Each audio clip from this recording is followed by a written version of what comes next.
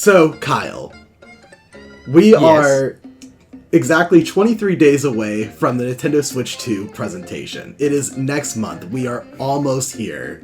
How are you feeling? I can't wait. Dude, I'm so excited.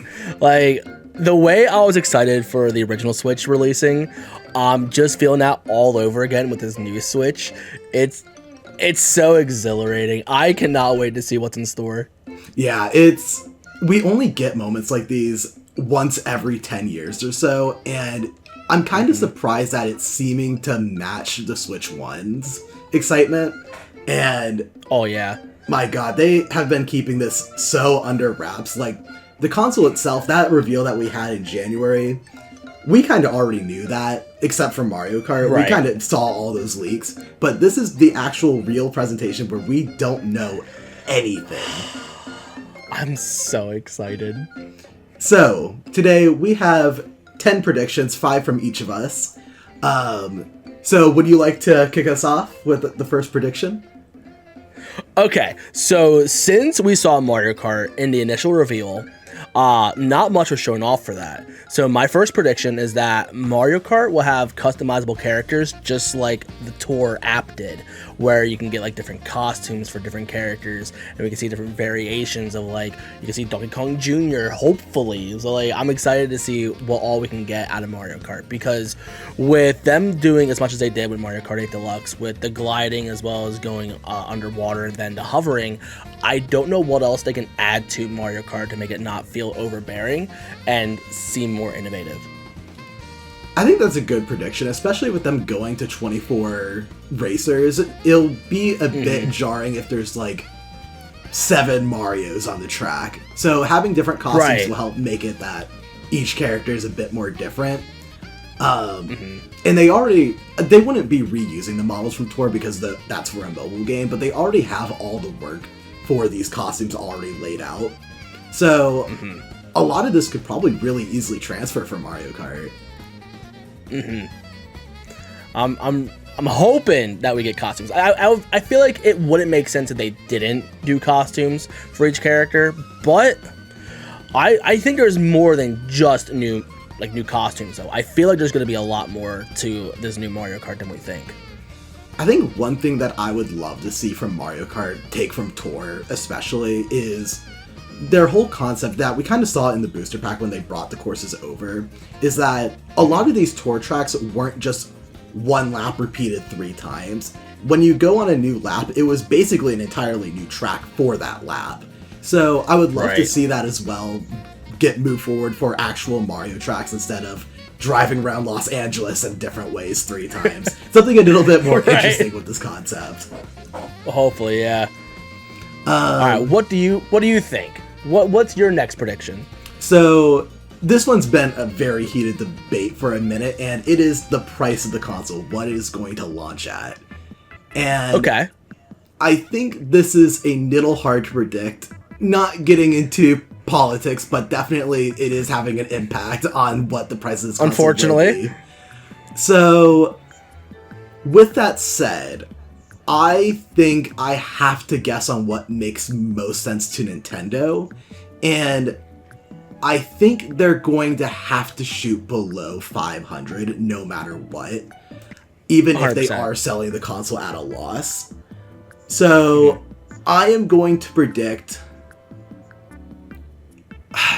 it's tough. I'm going to say 400. I do think that is a little low. I could see it being 450. But at the same time, I don't think Nintendo would want to sell their hardware in like a middle number at a 450. I feel like they're going to want to shoot for a nice round 400. Yeah, trying to predict the price for Nintendo Switch 2 is going to be really difficult because there's so much to analyze outside of like tariffs and all that fun jazz. Nintendo typically likes to sell their consoles at a profit, surprisingly. I don't know how they manage to do that, but I feel they also like to keep it at a price point that's still going to be easy for whether it be parents, grandparents, aunts, uncles, whatever, to keep it at a value that's going to be like, okay, that's easy for me to pick up and still be more valuable compared to what Microsoft and Sony are offering. So I kind of want to guess 350, but they would discontinue the OLED Switch because I don't know what the phasing out process is going to be looking like for the original Switch, but I feel a 350 would be a safe number, and then maybe a 400 for a Mario Kart bundle, or even starting at 400 to 450 for the Mario Kart bundle. I'm not sure. It's so tough, and I feel like even Nintendo themselves, probably at this point, they know what the price is going to be, but I think in that January presentation, they're still altering the price per region depending on what the world situation is.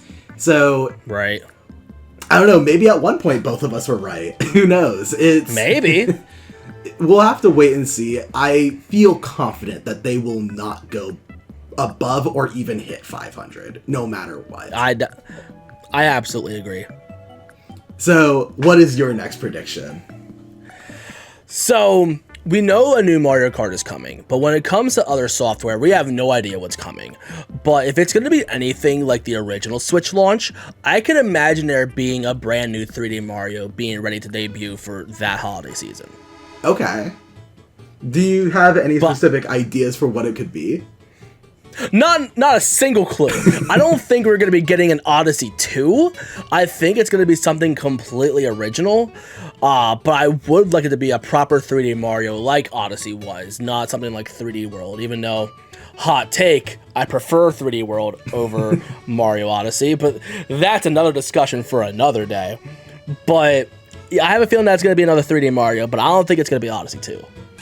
Yeah, I think it's been a little too long since Odyssey that I feel like if it is Odyssey 2, that's honestly a little disappointing. Despite like me loving Odyssey, right, they need something fully original after 8 years. Mm-hmm. Like, part of me wants a Mario 64 remake again, but I feel like for something as big as Switch 2, I don't think we'll be getting that anytime soon. Right. Like, I don't think that'd be our launch. Right. It would have to be something fresh, especially for 3D Mario. In terms of the direction the game could go, you played Bowser's Fury, right? Yeah. I hear a lot of people talking about liking the direction Bowser's Fury went in with it being a fully connected world instead of multiple separate worlds. How do you feel about that being the direction 3D Mario goes?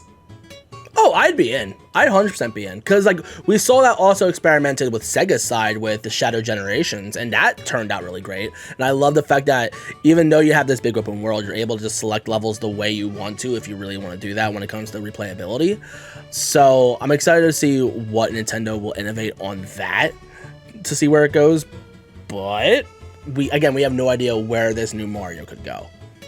Right. My biggest complaint with Bowser's Fury was that they tried taking 3D world movement and tried putting it into the game that I don't feel like worked for that kind of movement. No way. I am perfectly okay with them doing a more open game, preferably not on water like they did having like small little islands, because that kind of just made the game scale feel a little smaller than I think they intended it to. Mm-hmm. But if they do a fully open, connected world with movement similar to Odyssey, if not better than Odyssey, that's ideal. Oh, I agree. Because I like how with Mario World, how like the whole entire map was technically all connected. I would like to see something similar to that, but just all be like level progression. Oh, yeah. God, I'm trying to like even imagine how they would do it. That would be... Right? You know, I was about to say that would be, like, a little bit too much, but I mean, they've been cooking this for 8 years. Right. So, I don't know. I guess we'll have to wait and see. That's going to be a lot of this. A lot of wait and see, because I'm so sure... I am 100% confident. No matter if it does end up being holiday or sometime next year, I am so confident April 2nd, we will see the new 3D Mario. No question. Right. So, we don't have to wait that much longer. So what's your next prediction? So, you know how you mentioned that they wouldn't launch with a Mario 64 remake? Right. So, for 3D Mario, I agree. It's been too long since the last entry. I don't think they would do a remake for Mario specifically. However, for Zelda, I do think that could be the direction they are going, because we just had Tears of the Kingdom 2 years ago. It's too soon for them to have their next game. They might announce it, but I don't think it would be coming out for like 3 or 4 more years from now. I agree. And 2D Zelda, we just got one last year. There's no way they have another one ready. Right. So, I think what could be happening is they could be working on a full remake for Ocarina of Time. I would kill for that.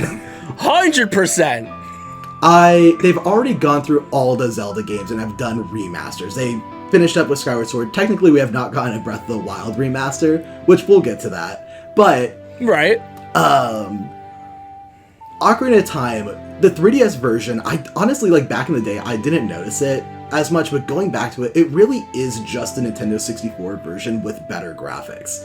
And yep. You even see it with, like, the PC port, that people are able to take the Nintendo 64 version and just put the 3DS textures in, and it's exactly the same. So, which, speaking of, I still need to get that. I would love to play it like that. Yeah. And I feel like it's so weird that that specific version of Ocarina of Time is locked to 3DS.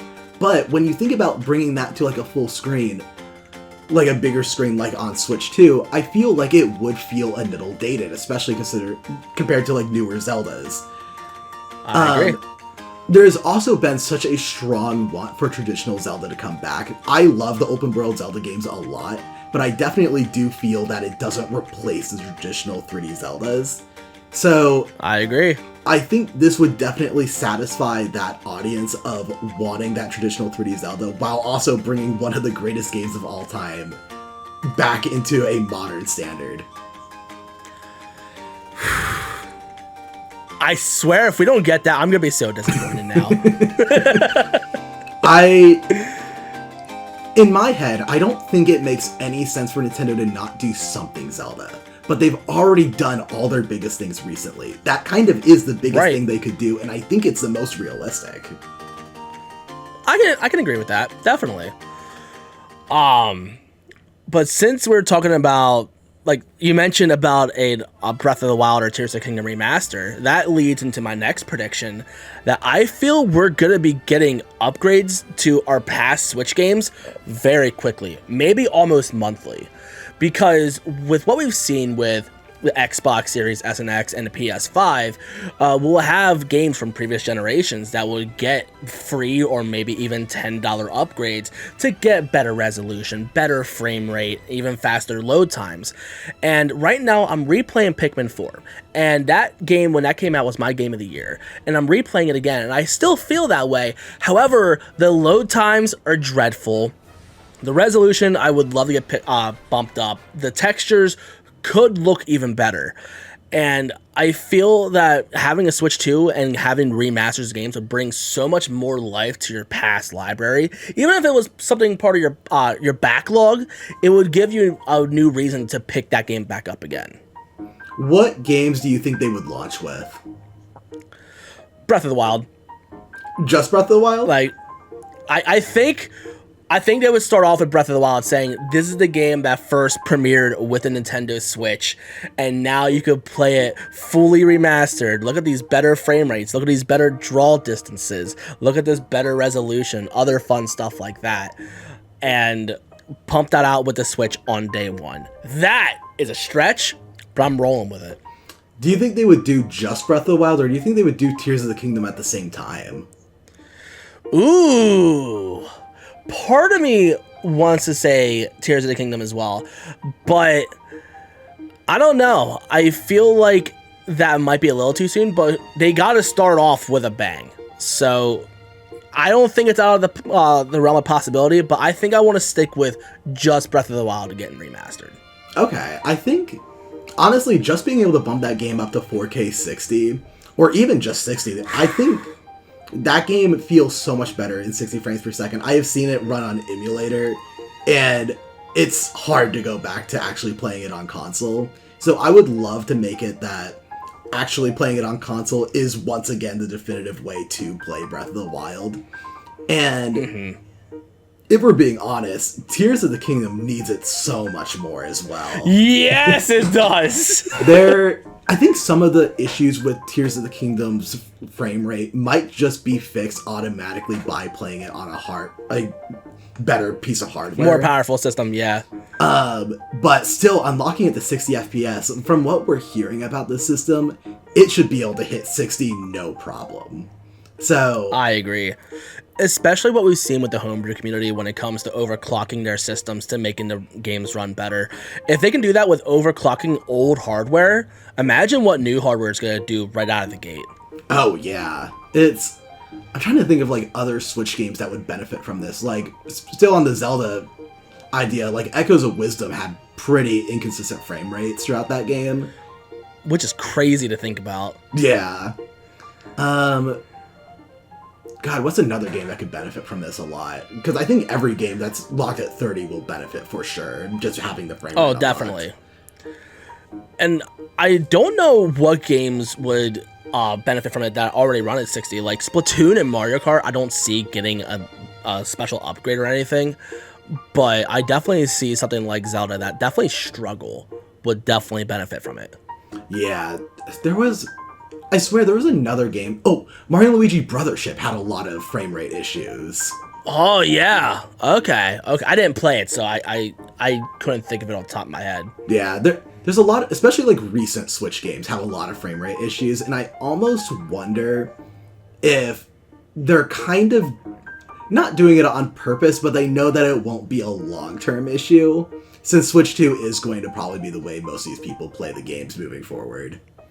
Definitely. In terms of an upgrade path, I have 2 questions for you.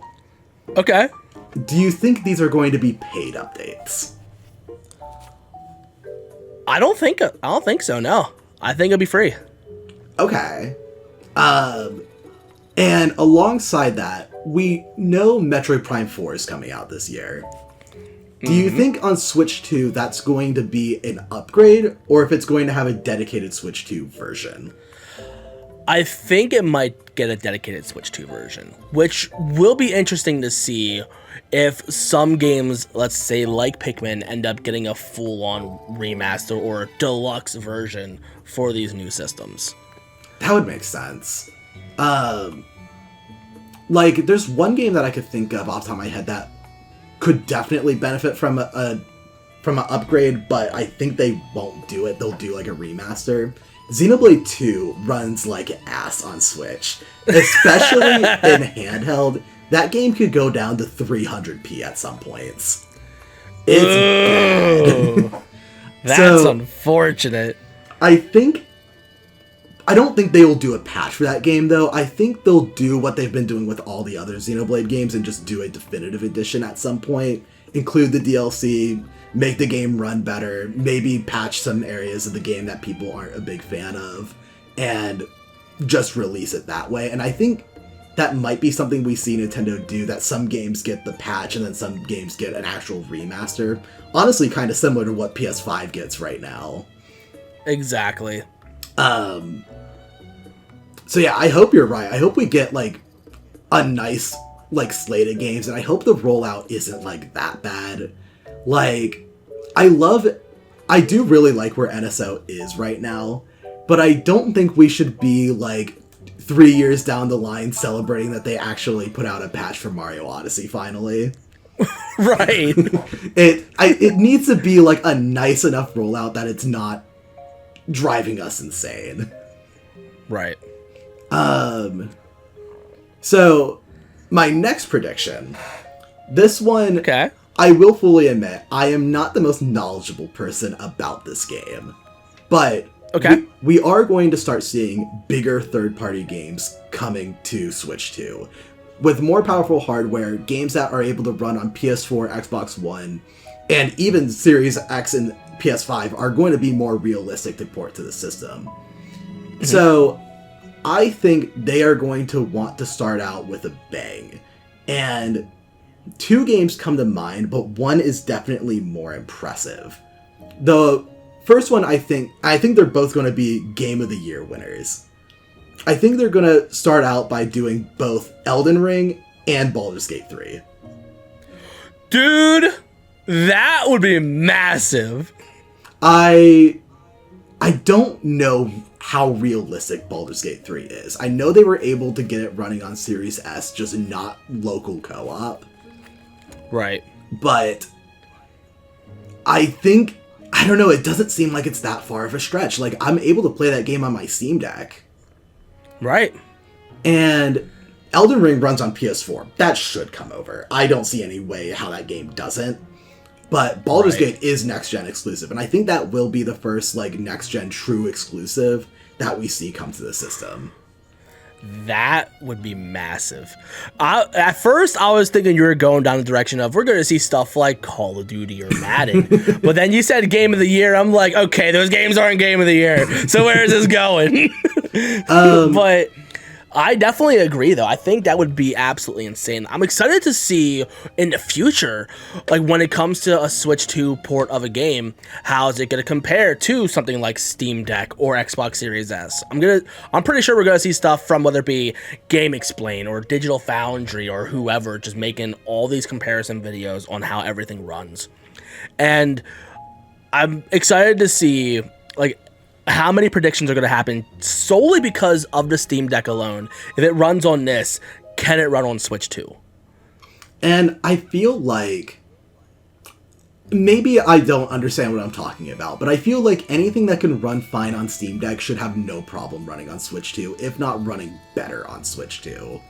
I think the big difference between Switch 2 and Steam Deck is Switch 2 is going to be a dedicated system that people are optimizing for specifically, while Steam Deck is a general PC version that they optimize for PC, but also runs on Steam Deck.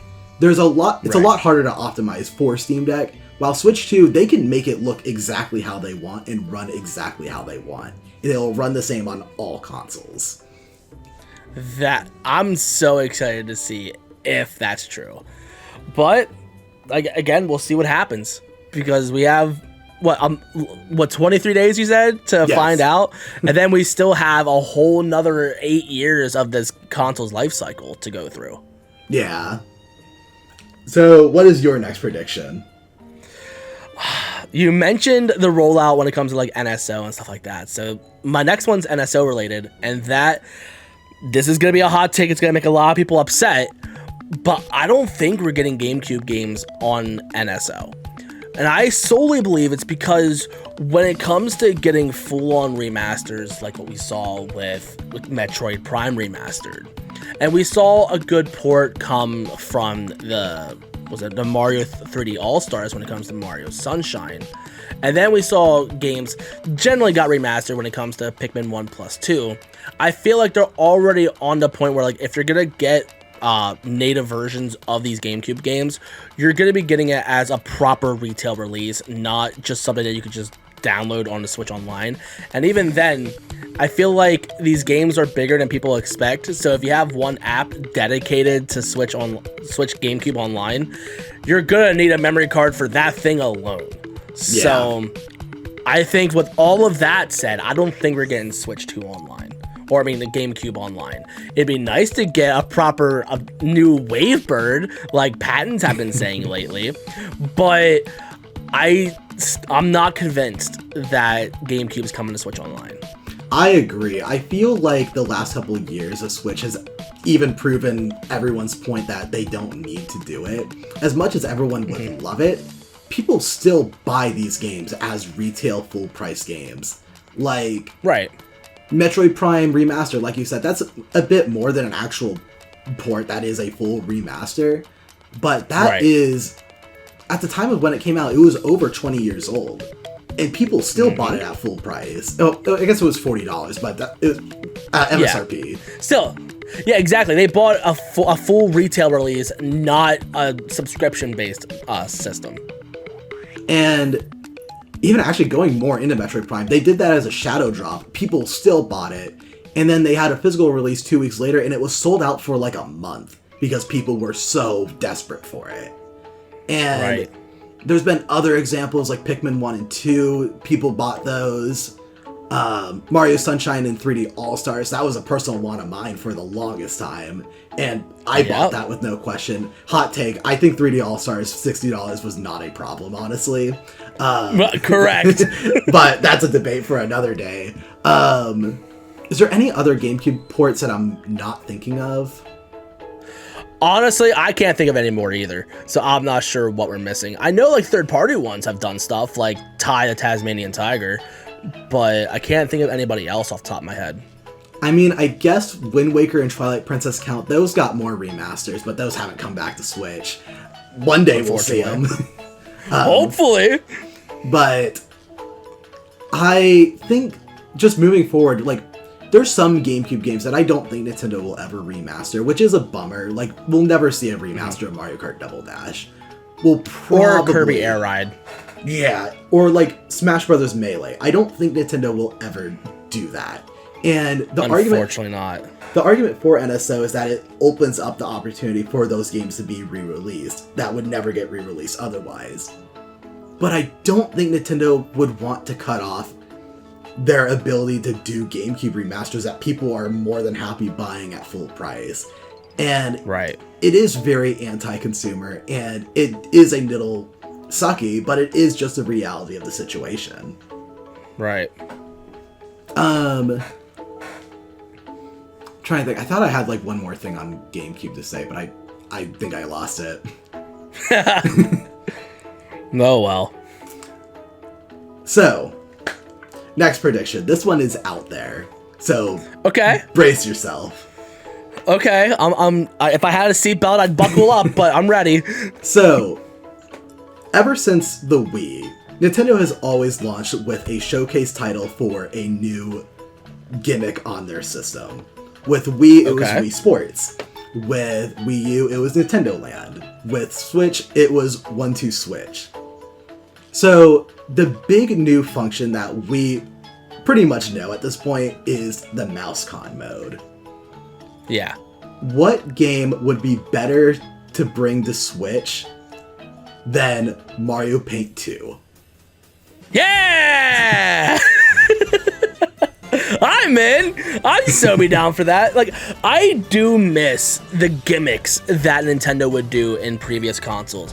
Besides the Switch itself being like a portable system and all that stuff and all that jazz, I miss stuff like doing Street Pass and Spot Pass or doing Miiverse on the Wii U. I'm excited to see what Nintendo's new gimmick is going to be with this Switch 2, and as well as having a launch lineup like the experimental title, like you said, with Wii Sports and Nintendo Land and such. I'd be down. I'd so want a Mario Paint 2. But do you think it would be like a game that's already built into the system, or do you think it's going to be a full retail release like all these other games in the past? I think it would be a retail release, exclusively because Nintendo doesn't love doing pack-in titles with their launch titles anymore. Even though it worked amazingly with the Wii, they didn't do it with 1-2-Switch, even though I think they should have. So I agree. I think realistically Mario Paint will come out, it'll be like a $50, $60 game, and the conversation will just be, this is way overpriced for what this is, but they will still do it that way. Yep. Do you think we'll get a mouse pad with it like the first game? Oh, that would be cool. Like a big box version that comes with a mouse pad as well. I could see that. I could also see it. Cool. I could see it being like an anniversary title as well. I think a lot of these Mario games that we have, it's kind of just lining up that there's a lot of Mario games that are probably coming within launch window.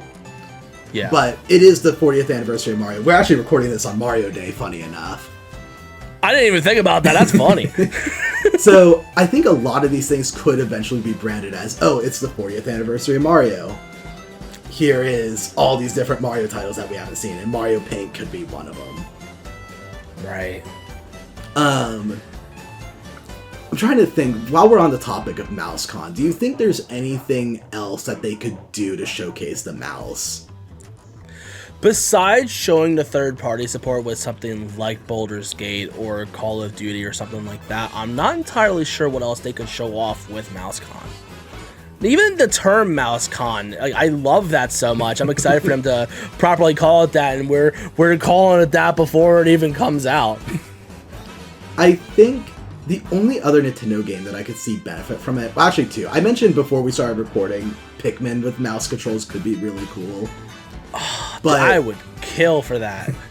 One game that I think is even more necessary for it is something like Mario Maker 2.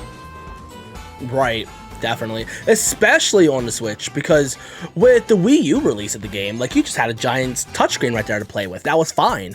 But with the Switch, like, if you're doing it on Switch, unless you're using a touchscreen, like, natively in handheld mode, doing it docked on the system isn't very comfortable. It feels more time-consuming and just not as fluid as it was previously. Yeah, it really feels like the game, just the only way to really play it is just keep undocking it, use a stylus or something, make your level, put it back in, play it. If you don't like it, take it back out. And it's just a lot more of a hassle than it was on Wii U, which on the Wii U is so funny. But yeah, I think MouseCon could open up a new opportunity for Mario Maker. I don't know if it will ever bring Mario Maker back to the level of popularity that it was in the Wii U, and I don't think it would solve the situation. I think it's just too much of a gamepad needed game. But it would be a step in the right direction. I guess I could talk about my last predictable thing, which I feel like is a no-brainer. I'm pretty confident we're getting a new Pro Controller, but what exactly are we going to see in this new Pro Controller that's going to make you upgrade from your Switch one to this new one? I think we're going to see some Hall effect sticks, so no more stick drift. Whatever this new button's gonna be on the right Joy-Con, we don't know. Will we see that on the new Pro Controller? We don't even know what it is yet. But I'm more than confident we're gonna get a new Pro Controller. And we were talking about it earlier before we recorded. Imagine how silly it would be if they made analog triggers exclusively to this new Pro Controller. Yeah. Which, it's not out of the realm of possibility, but we'll see what happens. But that said, I wonder what this new Pro Controller could look like. I feel like it'd be a very minimal upgrade because the Switch Pro Controller already feels perfect. I've had discussions with people saying that is their favorite controller because of how everything feels. The only thing I don't like about the Switch Pro Controller is its D-pad. I hate the fact that it feels like you could press the whole thing down as one giant button. Because Nintendo D-pads used to be so much better. I don't know what happened. But if we can get a better D-pad, I'd be happy. If we can get Hall effect sticks, even better. If we just get a new controller, I'm buying it day one anyway. Who are we kidding? Right. I'm worried that the upgrade is going to be the same from Xbox One to Series X, that it's just one new button and nothing else is really different. Right. And unfortunately, I feel that's the most realistic because I think Nintendo might want to push that the old Pro Controllers work just fine. And games like Mario Party just will work out of the box, especially Mario Kart. I don't know if they'll do more than 4 people on the same console at once, but they're going to want people to be able to play that game in multiplayer day one. If you could use your old controllers with no issues on Switch 2 games, that would be a big benefit.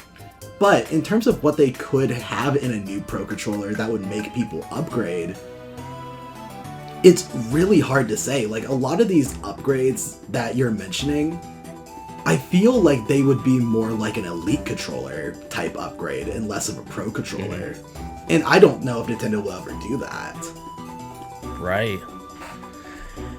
Again, we'll find out in a couple of weeks. Because I guarantee you they'll show off that new controller when they show off this new presentation. Right.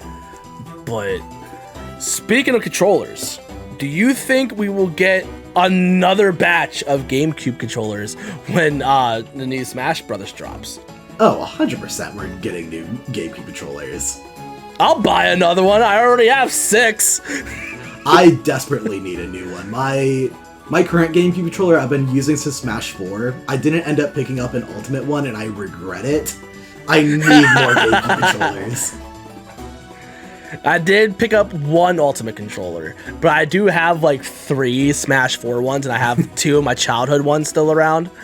Like, I love when they release a brand new GameCube controller. It gets me all excited. But, like, the fact that we're holding on to... how old is that controller now? It's well over 20 years old now. And we still love that controller. It's closer to 25 now. I don't like that. Keep in mind, folks, I'm in my 30s. I don't like thinking about these things. I think I would love for them to do like a wireless one though, like a Wavebird, or even one that just connects to the Switch over Bluetooth without an adapter. That would be great. I mean, the patents are there. We'll see what happens. Yeah. I have one more prediction that I have written down. I think we ended up going... I wonder how many predictions we're going to be at, because I do have one more thing we have to talk about after this. Okay. So, I'll do my original final prediction first. Okay.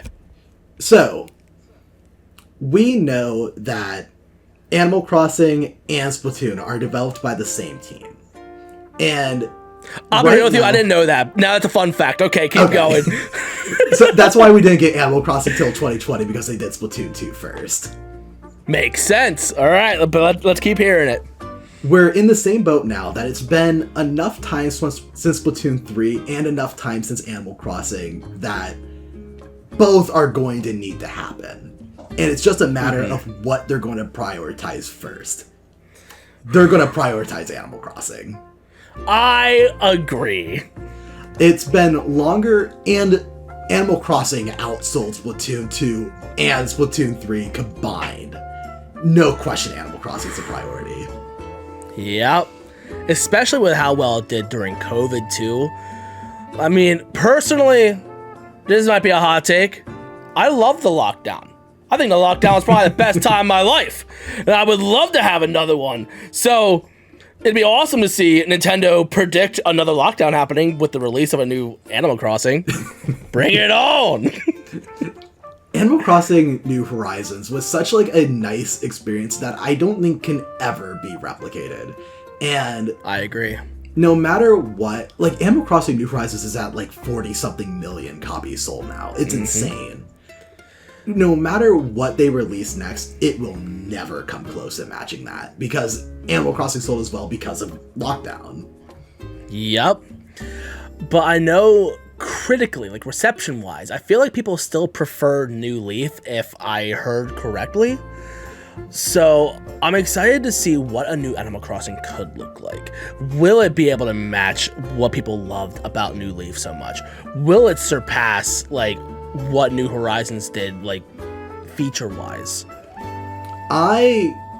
My biggest issue with New Horizons is that it always felt like New Leaf had more content. And it's just because...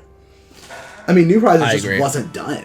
They, like, if you skipped ahead to holidays, the holidays weren't done at launch.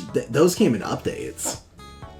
Yeah, and even then, like, the amount of support that you got over the years with New Leaf, because I felt like that game definitely had a second life once Amiibo were introduced. But with New Horizons, it felt like it only got, like, 1, maybe 2 years max with updates, and then it just never saw the light of day again, because they were just developing it in, Splatoon 3 instead. Yeah. Which and is it's so a little weird. sad to... Yeah, it's so sad to see a game as massive as that just, like, end support immediately. Like, the last thing we got was that $30 DLC, but from what I understand, I never played it, but I don't think people really cared for it that much. I never hear people talk about it. Yeah, I was about to say the same thing. I don't hear a single person talking about that. I've had the Nintendo Switch expansion. I could play it for free right now. I just don't care. Right. I'm excited to see what they would do to make people care about this new Animal Crossing. Because I'm pretty confident as soon as people announce, as soon as they announce it, people are going to buy it immediately, day one.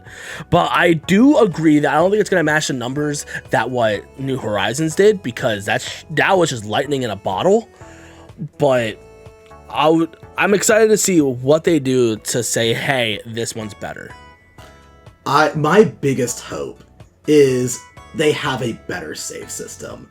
I hate that if you are a different user on the same console, you have to play on the same island. You don't have a choice.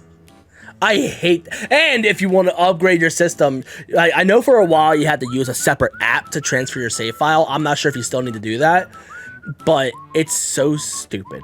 I hate what they did with Animal Crossing on the Switch so much. The idea itself was cute as a thought, but in execution, I did not like it at all. Like, to do a new island, you need a new Switch. That is stupid. Right. So, and I know they still do use that application. Whenever you're transferring your stuff from Switch 1 to Switch 2, you're going to need to use that application. And I can't imagine how many people have bought a new Switch, whether upgrading to an OLED or are going to be upgrading to Switch 2, don't know that you have to do that for Animal Crossing. Just do the standard data transfer, sell their Switch, their island's gone. Right. As someone who works in a game store, I tried saving so many people's Switches, like their islands, and I failed every time. And I felt terrible doing all that. But I don't know what else to say. It's stupid. It's so stupid. I hate it. One thing that I think a new Animal Crossing could do that would be great, and I think this idea might scare people a little bit, but let me cook a little bit. So, okay. People hate the NSO app. People don't like using it. Right. But I think there's some things in Animal Crossing that could benefit from if you're out and you can't go to your Switch, but you think, oh, I want to see what's in the shops. Oh, I need to sell my turnips because today's a good day for it. Pull out your phone. You could just do it on the app. So when you come back, all that stuff is done, even if you're coming back at, like, let's say 11 p.m. when everything's already closed. Ooh. That would be fire. That would be really cool. I think right now, I don't know how the app works, because personally, I've not used it. I just remember when they talked about it, it was, like, not worth it. I think you can maybe look in stores or design stuff on your phone that you could put into the Switch version. Mm-hmm. But it's not as far as it could go. And I think especially with the Switch, it's definitely not a pocket device like the DS or 3DS was. And I'm not sure if we're ever going to get back to that ever again, honestly. Oh, I don't think so.